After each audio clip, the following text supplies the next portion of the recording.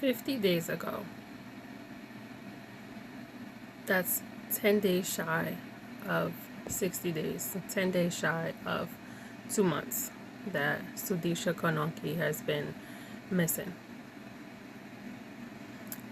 I search her name every single day on Google, YouTube, TikTok, all the forums, Facebook, Instagram. I search her every single day. And it really bothers me that the world stopped talking about her. I do see a few creators on each platform still trying to keep her story alive, but it bothers me that it's only a few. As I said in my previous post, my previous videos, the media has stopped talking about her. Well, as you guys know, her parents, made a public appearance a few days after she vanished, requesting that she be clarified as unalived.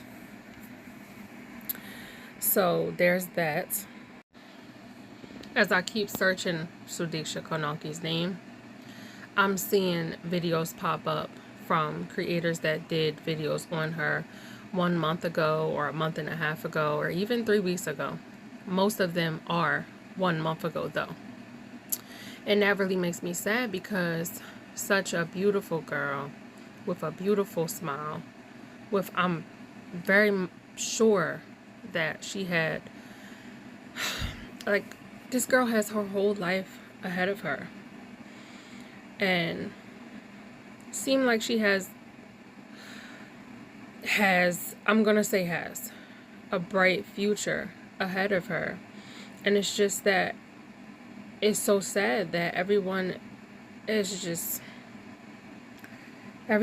seemed to forget about her. And that really bothers me. I don't see any of SUDIKSHA's friends posting about this case, trying to keep her name alive, trying to keep the case going. And I don't see that. Like, even her friends that weren't on the trip and her friends in real life, her college classmates, her high school classmates, I don't see anybody posting about this girl that knows her in real life. And that really bothers me. I'm definitely not judging, but it's like, come on guys, like, we have to find this girl. We have to find this girl. Look at the clues, look at the public information that's out there. This girl did not drown. We all know this. This girl did not drown. So it's just like, it seems so easy to make up these lies and get away with whatever, right? And it's like the world just believed everything and just swept it under the rug. And to me, that's just so unfair. It's so unfair. And I don't personally think that one person is guilty. I think that several people is guilty in SUDIKSHA KONANKI's disappearance. I don't think it's one person. A lot of people keep talking about Joshua Reeby. No. Joshua Reeby was a stranger to her. And although strangers can harm strangers, I think it was a lot more hands involved in this situation than just Joshua Reeby. Honestly, looking at the camera footage, Joshua Reeby kind of sort of looked a bit of a victim in the footage in the bar. Now, when he came back with his shirt missing, that's something different. Very sus, very suspicious. But in that bar footage, when he was throwing up, he looked very poisoned, very sick, very much so drugged, I don't know if I can say that on this platform, but yeah, very much so drugged. So I I don't know, you guys. It's like, at this point, it's like, where do we go from here? I personally just want SUDIKSHA found, and I'm sure a lot of you guys do as well. And then there is one more thing that I wanted to talk about. There was a lady that posted about this case. She posted about the resort back in the 90s. She said that she used to work there. I believe she is no longer in the Dominican Republic. I believe she's somewhere in Europe, maybe Spain or something now. But in the 90s, she used to work for this resort in Dominican Republic. And I believe, based off of her Spanish speaking and her accent, I think she is originally from Dominican Republic.